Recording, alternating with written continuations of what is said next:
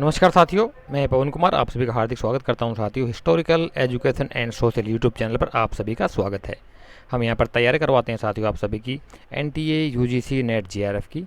तो net GRF के साथ साथ साथियों अगर आप तैयारी करना चाहते हो तो वो भी कर सकते हैं, जैसे कि TGT, PGT, first grade, second grade, RPSC, UPGIC, GDC, NVS, KVS, C TET, super TET या एच टेट वगैरह किसी भी प्रकार के कम्पिटिटिव एग्जाम्स को क्रैक करने के लिए हिस्ट्री विषय का, चाहे वो स्टेट लेवल का एग्जाम हो चाहे वो सेंट्रल लेवल का एग्जाम हो, आप हमारे YouTube channel historical education and social को ज्वाइन कर सकते हैं। ज्वाइन करने के लिए आपको नीचे वीडियो के नीचे डिस्क्रिप्शन बॉक्स में लिंक मिल जाएगा, वहाँ से आप ज्वाइन हो सकते हैं और अपनी तैयारी को स्ट्रॉन्गफुली कर सकते हैं। यूट्यूब चैनल के साथ के अलावा साथियों एक हमारा टेलीग्राम चैनल भी है, जो कि कुछ चीज़ें जो होती हैं सब्जेक्ट से रिलेटेड, पीडीएफ होती है, नोट्स होते हैं, बुक्स होती हैं पीडीएफ के रूप में, या और पोल क्वेश्चन वगैरह होती हैं, उनको हम जिनको हम यहाँ पर कवर अप नहीं कर पाते हैं वीडियो में, उन सभी चीज़ों को हम पोस्ट कर देते हैं अपने टेलीग्राम ग्रुप में। तो वहाँ से भी आप जाकर के उनको देख सकते हैं। वो ग्रुप का लिंक आपको वीडियो के नीचे डिस्क्रिप्शन बॉक्स में मिल जाएगा, आप ज्वाइन कर सकते हैं। उस ग्रुप का नाम है history UGC NET slash filler forum. आप डायरेक्ट जाकर के टेलीग्राम पर चेक करेंगे, सर्च करेंगे, मिल जाएगा, ज्वाइन हो जाइए। ठीक है। और इसके अलावा साथियों एक हमारा व्हाट्सअप ग्रुप भी है, जिसका कि नंबर आप नोट कर सकते हैं अगर आप ज्वाइन होना चाहें तो। वो नंबर है 9250710079, 9250710079। ये हमारा व्हाट्सअप नंबर है। इस पर भी आप मैसेज करके अपना नाम और डिटेल नंबर लिख करके मैसेज कर देंगे तो हम आपको ग्रुप में ज्वाइन करा देंगे। ठीक है। तो ये तीन चीज़ें हमारे यहाँ पर कंटिन्यू चलती है, इनके माध्यम से आप अपनी तैयारी को स्ट्रॉन्गफुली कर सकते हैं। तो ये तो था हमारे चैनल के बारे में। अब हम चलते हैं अपनी क्लास में। तो सबको पता होगा साथियों, फास्ट रिवीजन चल रहा है हमारा टॉपिक वाइज। ठीक है। बहुत सारे चैप्टर हमारे कंप्लीट हो चुके हैं। कल हमारा संगम साहित्य कंप्लीट हो चुका है। आज का जो हमारा चैप्टर है वो चल रहा है पुरातात्विक और साहित्यिक स्रोत, इतिहास के पुरातात्विक और साहित्यिक स्रोतों के ऊपर आज हमारा, लिटरेचर के ऊपर हमारा आज का टॉपिक है, लेक्चर है। तो इसी संदर्भ में आज का जो फर्स्ट क्वेश्चन है वो कहता है कि किस उपनिषद में उल्लेख है कि कुरु जनपद में कभी ओले नहीं पड़े। अकाल का वर्णन, कृष्ण का सर्वप्रथम उल्लेख, उद्दालक आरुणि, स्वकेतु, उद्दालक आरुण और स्वकेतु का वार्तालाप, अद्वैतवाद का व्याख्या, और इसे पंचम वेद भी कहा जाता है। तो ऐसा कौन सा उपनिषद है, उस उपनिषद का नाम बताना आपने। तो जरा बताइए जरा, इसका राइट आंसर क्या होगा 1 2 3 4 में से।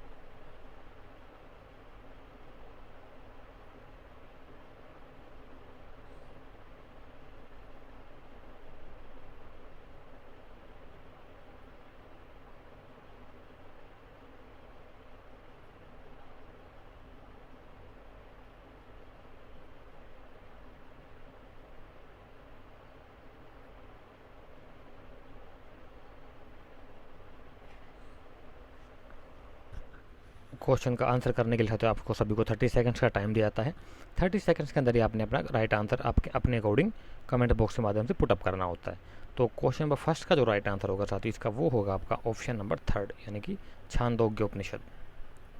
ठीक है। नेक्स्ट चलते हैं।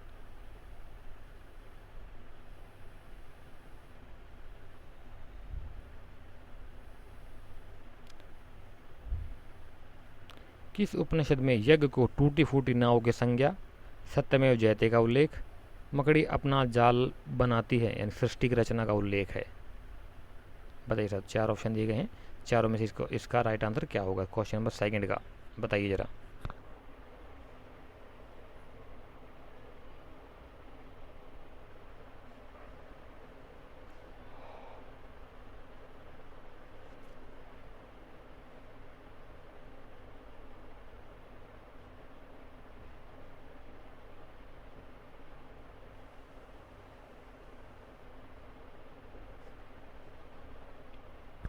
जीके का क्वेश्चन है। सत्यमेव जयते सबको पता ही होगा कहाँ से लिया गया है सत्यमेव जयते तो।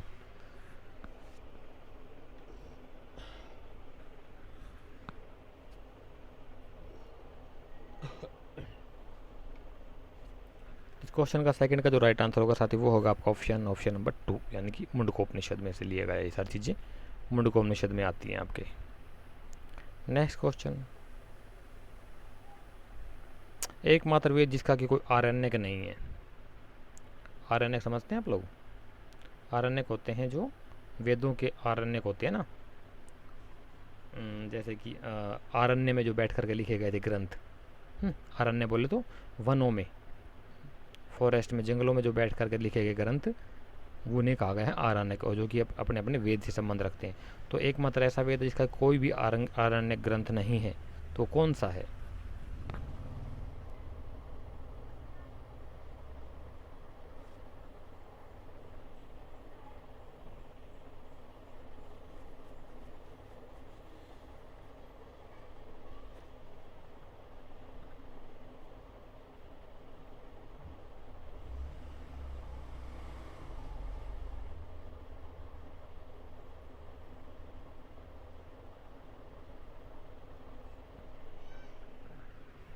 तो इस क्वेश्चन का जो राइट आंसर होगा साथी वो होगा आपका ऑप्शन नंबर 4, यानी अथर्ववेद। इसका कोई भी आरण्य ग्रंथ नहीं है।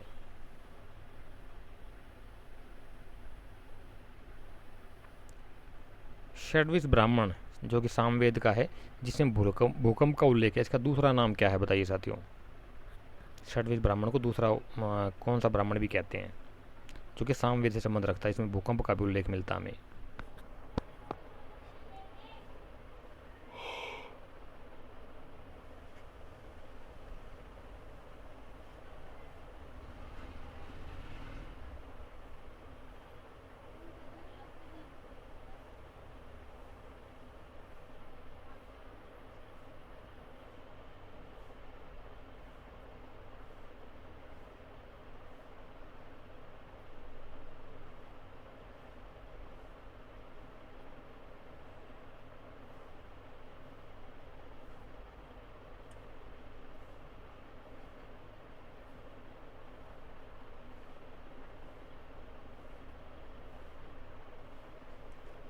तो इसका जो राइट आंसर होगा साथी वो होगा आपका ऑप्शन नंबर फर्स्ट, यानी कि अद्भुत ब्राह्मण बोला गया षड्विश ब्राह्मण को, दूसरा नाम है इसका।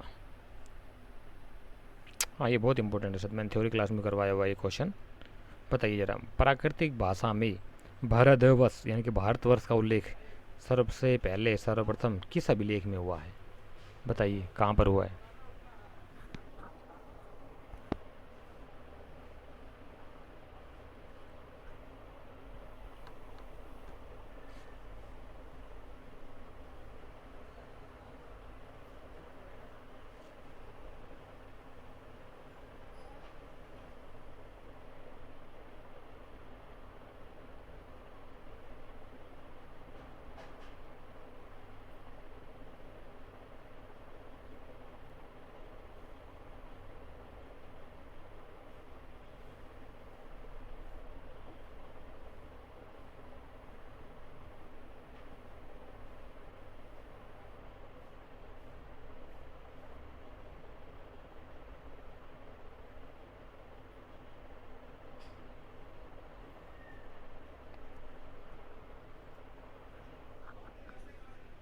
तो इस क्वेश्चन का जो राइट आंसर था वो पता होगा आपको, ये है आपका हाथी गुम्फा अभिलेख। हाथी गुम्फा अभिलेख कौन से शासक का है? अब आप इसका भी आंसर दे दीजिए।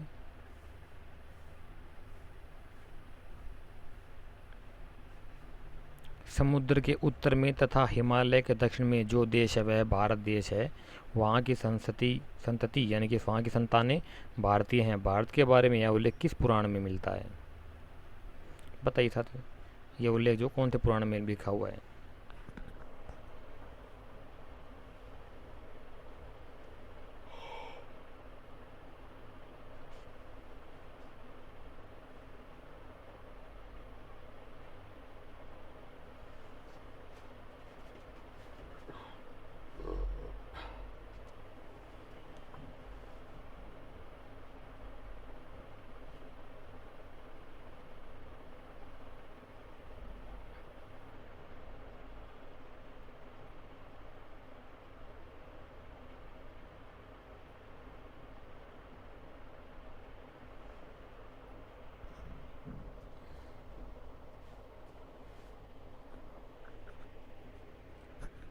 तो इस क्वेश्चन नंबर 6 का जो राइट आंसर होगा साथ वो होगा आपका ऑप्शन नंबर फर्स्ट। विष्णु पुराण में हमें ये उल्लेख मिलता है।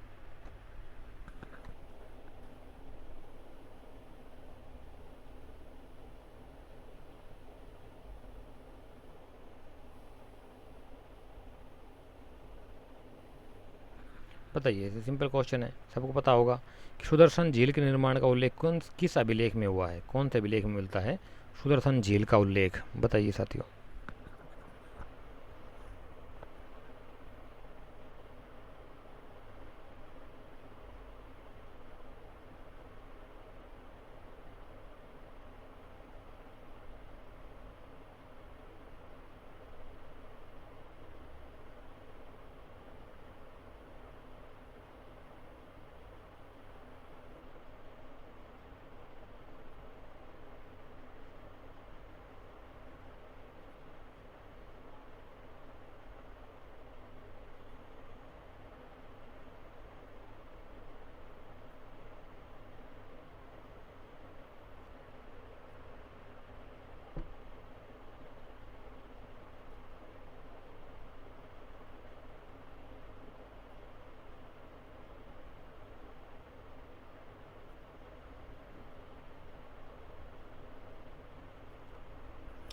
क्वेश्चन नंबर 7 का जो राइट आंसर होगा वो होगा आपका ऑप्शन नंबर 4, जूनागढ़ अभिलेख।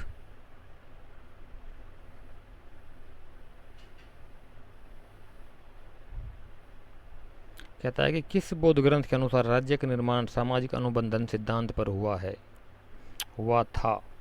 कौन सा बौद्ध ग्रंथ कहता है कि किस बौद्ध ग्रंथ के अनुसार राज्य का निर्माण सामाजिक अनुबंध सिद्धांत के आधार पर हुआ। सोशल कॉन्ट्रैक्ट विल पढ़ा होगा चैप्टर आपने वर्ल्ड हिस्ट्री में, रूसो का है जनरल विल, सामाजिक सिद्धांत, सोशल विल या जनरल विल बोलते हैं। रूसो ने एक सिद्धांत दिया था।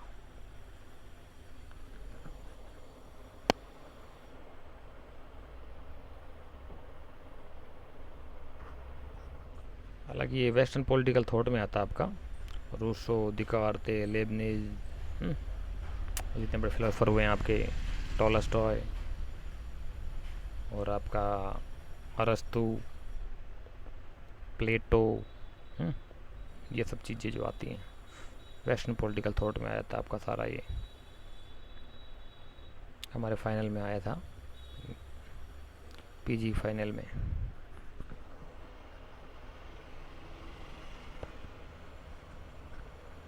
तो इस क्वेश्चन का 8 का जो राइट आंसर होगा वो होगा ऑप्शन नंबर 3, यानी कि सुत्त निपात में।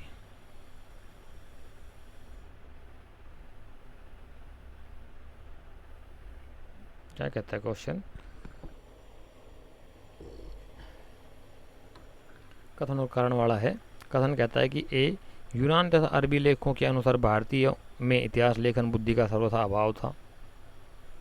बी कहता है कि प्राचीन भारतीय ग्रंथों में ऐतिहासिक सामग्री का अभाव है।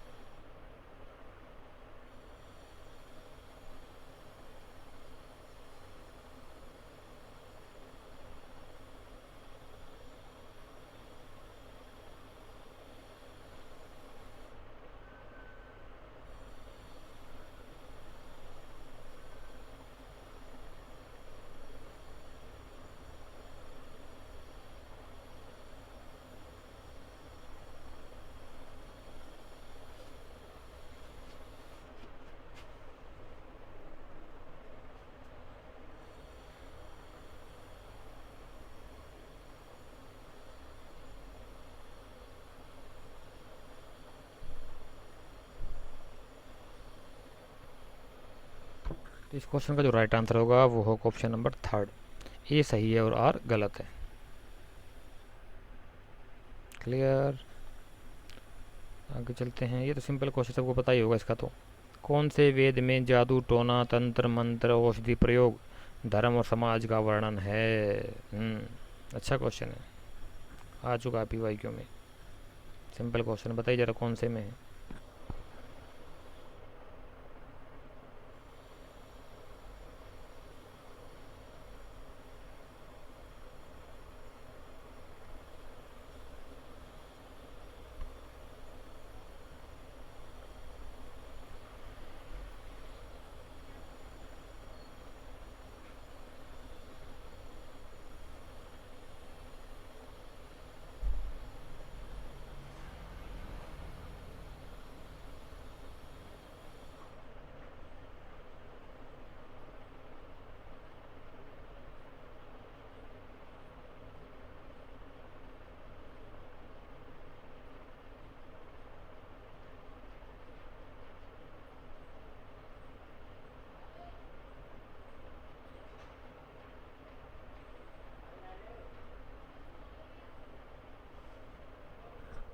तो इसका जो राइट आंसर होगा साथी वो होगा आपका ऑप्शन नंबर 4, यानी अथर्ववेदी मिलता में। ये सारी चीज़ें देखना खास तौर से, इसे पंचम वेदी माना गया है। आयुर्वेद यहीं से निकला, अथर्ववेद से, ठीक है। जादू टोना, तंत्र मंत्र, धर्म समाज का वर्णन, औषधि का प्रयोग, ये सारी चीज़ें इसमें अथर्ववेद मिली गई है। ऋग्वेद जो है सबसे प्राचीनतम वेद माना गया है। सामवेद की क्या है खासियत है कि संगीत का उदय सामवेद से माना गया है। किसका उदय? म्यूजिक का, नाचना गाना भजन संगीत का उदय सामवेद से माना गया है। यजुर्वेद की क्या खासियत, ये क्वेश्चन आपने खुद देखना है। बताइए जरा यजुर्वेद की क्या खासियत है, आपने देखना है इसका, ठीक है। तीनों को मैंने बता दिया, एक आप देख लेना। ये मैच मेकिंग का क्वेश्चन आ गया आपका।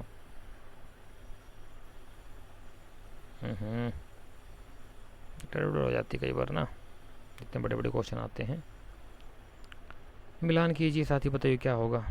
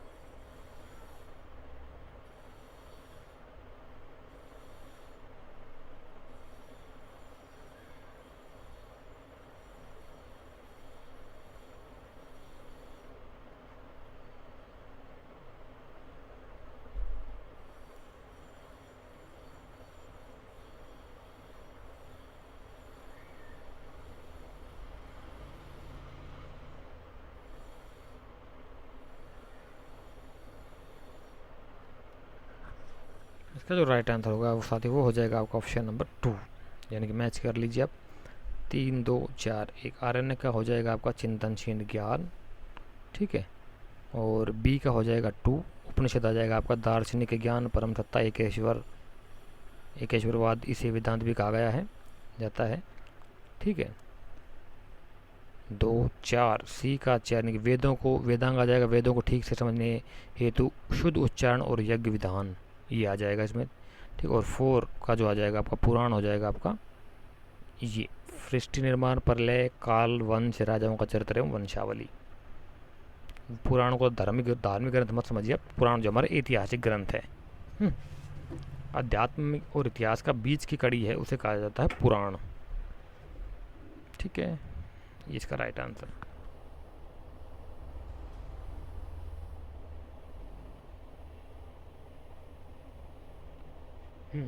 ये दोबारा आ गया मैच मेकिंग का।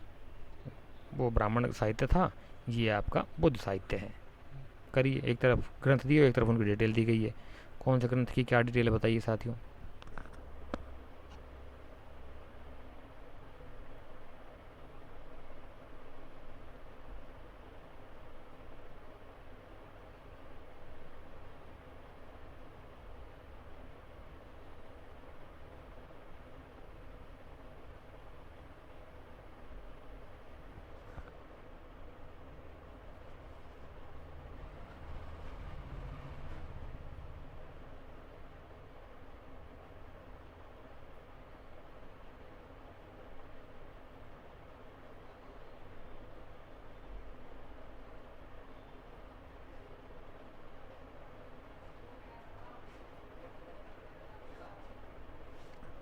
तो इस क्वेश्चन का जो राइट आंसर होगा साथियों क्वेश्चन नंबर 12 का वो होगा आपका ऑप्शन नंबर थर्ड, यानी कि 3, 2, 1। फर्स्ट का थर्ड हो जाएगा। विनय पिटक का आपका आ जाएगा बौद्ध संघ के नियम, दैनिक जीवन के आचार विचार और नियम ही नियम वगैरह, ठीक है। और आपका हो जाएगा बी का सेकंड सुत्त पिटक हो जाएगा बौद्ध धर्म का उपदेश, यहीं के मैच हो जाएगा। और थर्ड का हो जाएगा आपका ए, यानी कि अभिधम्म पिटक में आपका ये बौद्ध धर्म एवं दर्शन, बौद्ध धर्म दर्शन एवं सिद्धांत। इसका स्क्रीनशॉट ले लीजिए, सिंपल, क्या दिक्कत है। आगे चलते हैं। ये तो वही क्वेश्चन दोबारा रिपीट हो गया। चलो ये क्वेश्चन बताइए। मिलिंदपन हो नागसेन और मिनांडर, नागसेन मिलिंदपन हो जो कि नागसेन के द्वारा लिखी पुस्तक, जिसमें कि मिनांडर और नागसेन की वार्ता है, क्वेश्चन आंसर उन दोनों के। यह पुस्तक कौन सी भाषा में लिखी गई है? लैंग्वेज का बताना आपने। प्राकृत, पाली, संस्कृत, हिंदी। बताइए राइट आंसर क्या होगा इसका।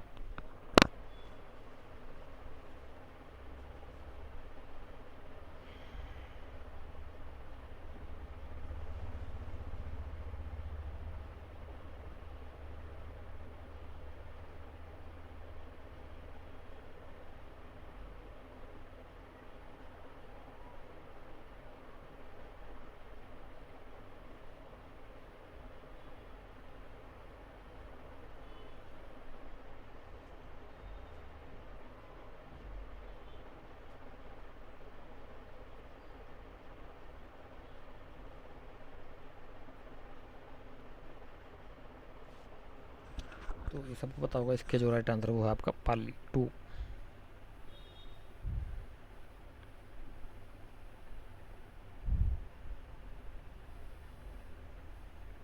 और कहता है किस ग्रंथ में अयोध्या पर यवनों का आक्रमण तथा माध्यमिका नगरी यानी कि चित्तौड़ पर यवनों के आक्रमण का उल्लेख मिलता है?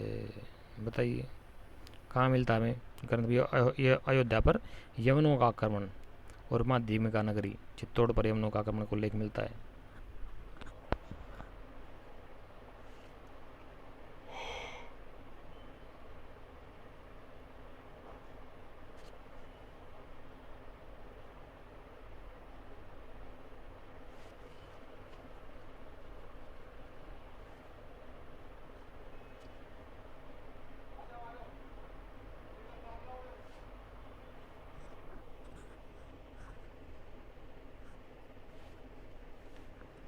तो इस क्वेश्चन का जो राइट आंसर होगा साथी वो होगा आपका ऑप्शन नंबर 4, यानी कि महाभाष्य।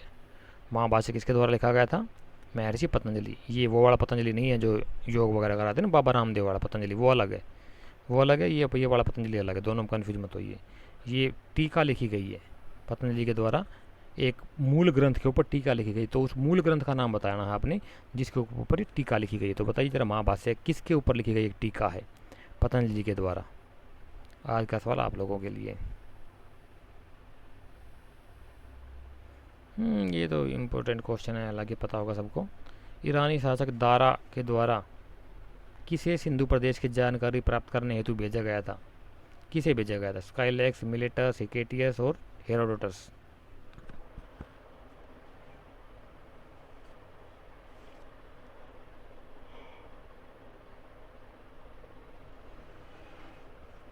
ये जो है ना सिंधु नदी के पार तक नहीं आ पाया था, सिंधु नदी से पहले पहले तक ही होकर वापस चला गया था। सिंधु नदी के पूर्वी तट से ही वापस चला गया था, पश्चिमी तट तक नहीं जा पाया था ये बंदा, जो कि यवन शासक ईरानी शासक दारा ने इसको भेजा था। बताइए क्या था इसका राइट आंसर?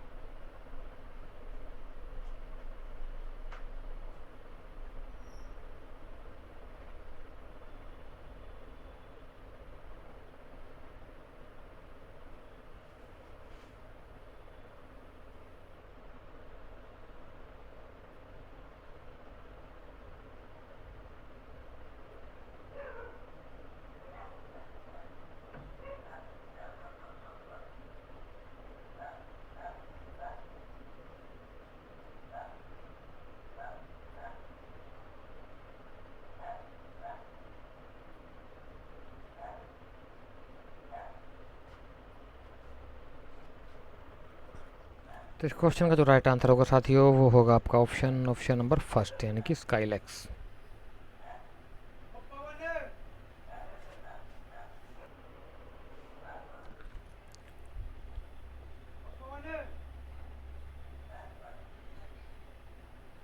एक तरफ शासक दिए हुए हैं, एक तरफ उनसे संबंधित ग्रंथ दिए हुए हैं, पुस्तकें दी हुई हैं। तो बताइए कौन से शासक से कौन सी पुस्तकें संबंधित है? नहीं, राइटर और वो हैं, लेखक और पुस्तकें हैं। बताइए। ये बी का जो ना हमीद मदमर्दन नहीं, हमीर आएगा ये। ठीक करने की जरूरत है, रे आएगा यहाँ पे, हमीर हमीर आएगा, हमीर नहीं, हमीद लिखा गलत है, ये हमीर आएगा, हमीर मदमर्दन।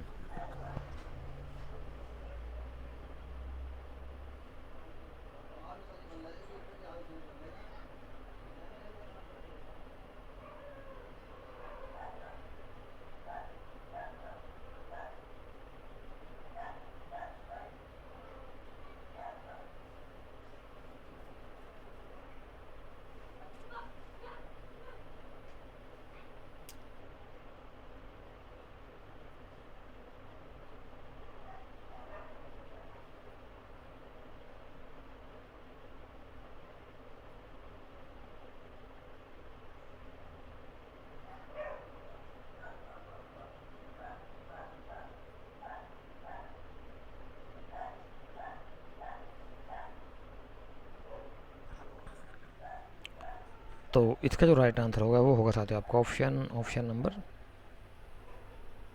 4, 2 1 4 3, यानी कि पृथ्वीराज विजय जयानक संबंध हो जाएगा। मदमर्दन, हमीर मदमर्दन यह जय सिंह सूरी। ठीक है। नव सासांग चरित ये हो जाएगा आपका, इससे मैच हो जाएगा इससे। हम्म, हम्म। पृथ्वीराज विजय जयानक, हमीर मर्दन आपका जय सिंह सूरी, नव सासांग चरित आपका आ जाएगा पदम गुप्त पेरी परिमल, और प्रबंध चिंतामणि आ जाएगा आपका थर्ड मेरुतुंग से। इस प्रकार से आपका मैच हो जाएगा। ठीक है।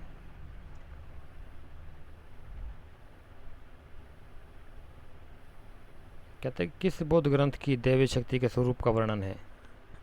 किस बौद्ध ग्रंथ में बुद्ध की दैवी शक्ति के स्वरूप का वर्णन है? हाँ, देवता के रूप में उसको प्रदर्शित किया गया है। बताइए साथियों कौन सा वो ग्रंथ है?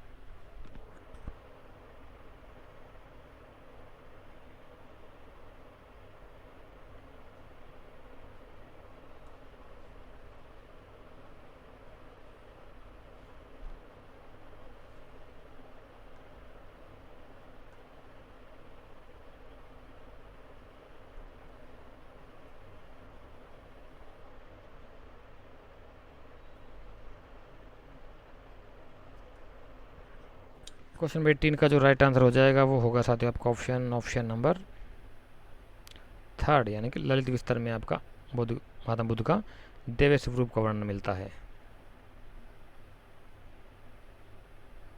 हाँ, निम्नलिखित में कौन सा सिकंदर के साथ नहीं आया था?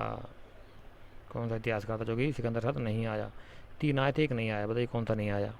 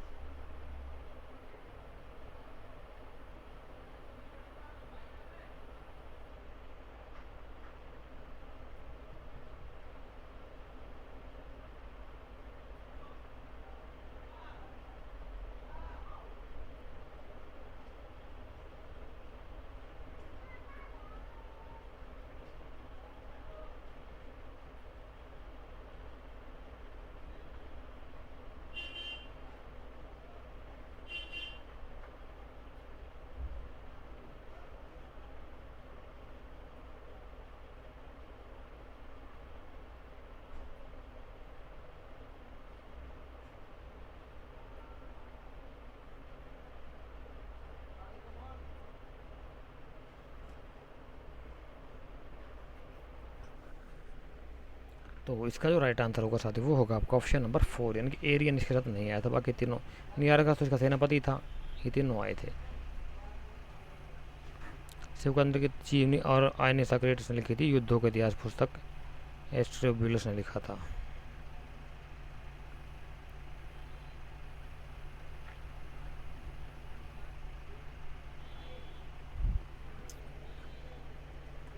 बताइए साथियों राइट आंसर क्या है इसका, कि कौन सा कथन जो है गलत है। एक तरफ बुक्स का नाम, एक तरफ उनके राइटर्स का नाम।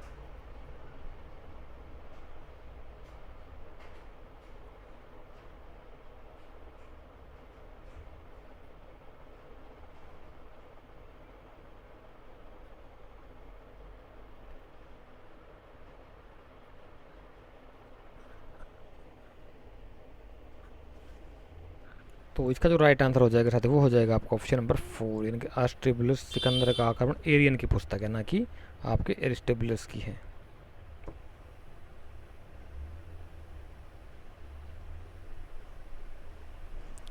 भारत के बारे में कहाँ कहाँ पर क्या क्या उल्लेख मिलता है इसके बारे में बताइए। जम्बूद्वीप, भारतीय शब्द, बृहत्तर भारत, हिंदुस्तान।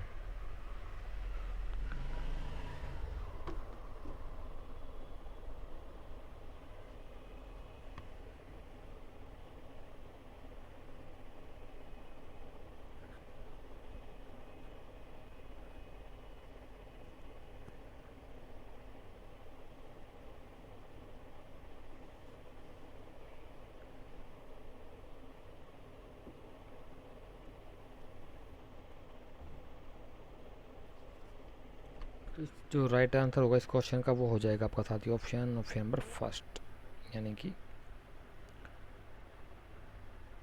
4 3 2 1 जम्बूद्वीप को उल्लेख मिलता आपका। ओहो,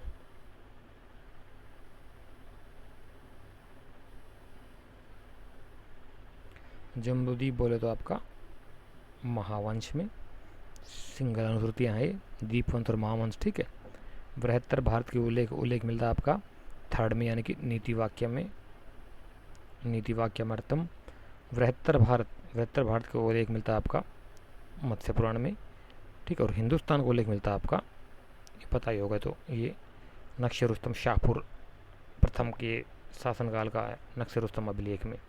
इससे ये भी मिला सकते हो आपकी हिंदुस्तान जो है ना, ये थोड़ा फारसी भाषा शब्द से संबंधित है, हिंदू, सिंधु से निकला है जो शब्द। तो ये सीधी सी बात यवनों के द्वारा दिया गया नाम है, ओ सॉरी आपके ये पारसियों के द्वारा, इंडिया यवनों के द्वारा दिया गया है, ठीक है। तो इस प्रकार से मैच हो जाएगा, इसका स्क्रीनशॉट ले लो, क्या दिक्कत है। आगे चलते हैं कि इस ब्राह्मण ग्रंथ में भरत को चक्रवर्ती सम्राट कहा गया है, बताइए कौन सा ऐसा ब्राह्मण ग्रंथ है जिसमें कि भरत को चक्रवर्ती सम्राट कहा गया, जिसके नाम पे ही भारत पड़ा। बताइए।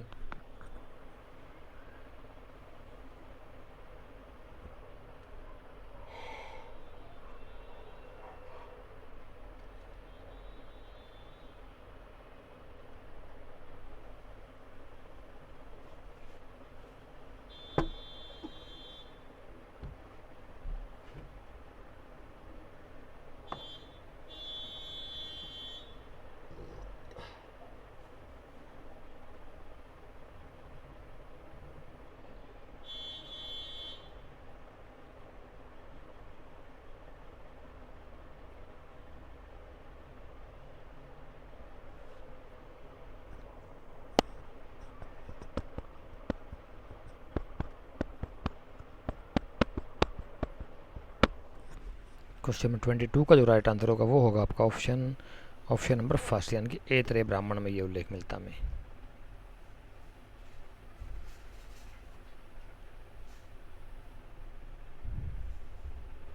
गुप्त संवत 319 ईस्वी, इसे वल्लभी संवत भी कहा जाता है। चंद्रगुप्त प्रथम ने इसकी शुरुआत की थी। इस संवत का सर्वप्रथम उल्लेख किस अभिलेख में मिलता है? क्या बात है, अच्छा क्वेश्चन है, बताइए कहाँ मिलता है गुप्त संवत का अभिलेख प्रमाण?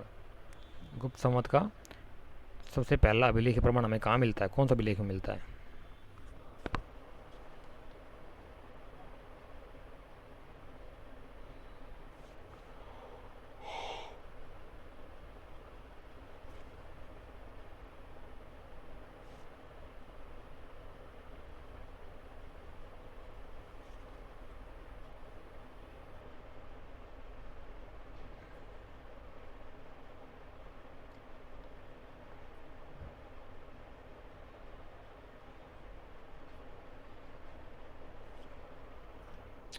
तो इसका जो राइट आंसर आगे का होगा साथियों क्वेश्चन नंबर 23 का, वो होगा आपका ऑप्शन नंबर 3 यानी कि मथुरा अभिलेख।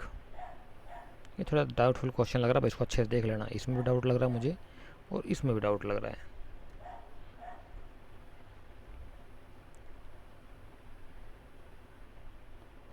कहता है कि विक्रम संवत 57 ईसा पूर्व उज्जैन के शासक विक्रमादित्य द्वारा शकों पर विजय के उपलक्ष्य में चलाया गया था। बिल्कुल सही कहता है।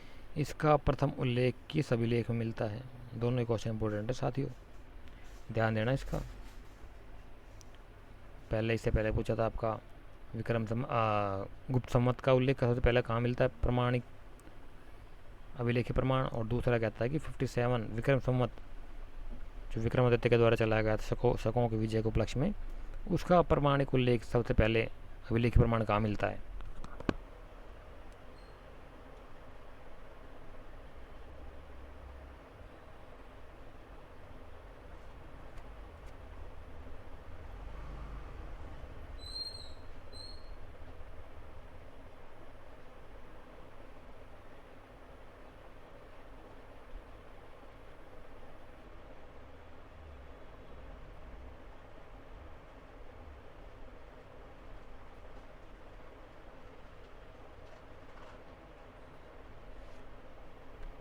तो 24 का जो राइट आंसर होगा साथी वो होगा आपका, बताइए क्या होगा?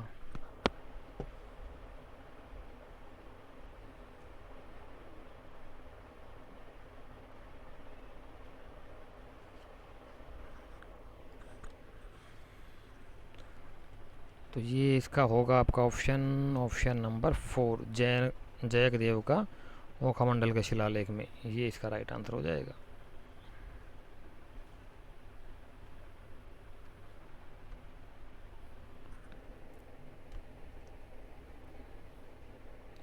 ठीक है।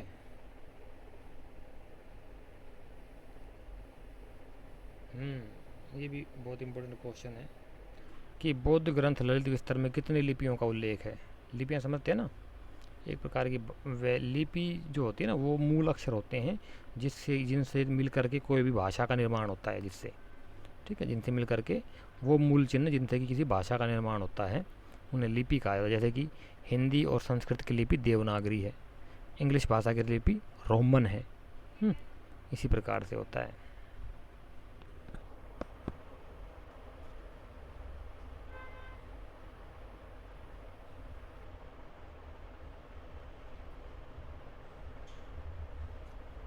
ये तो पता ही होगा सबको, सिंपल क्वेश्चन ही है।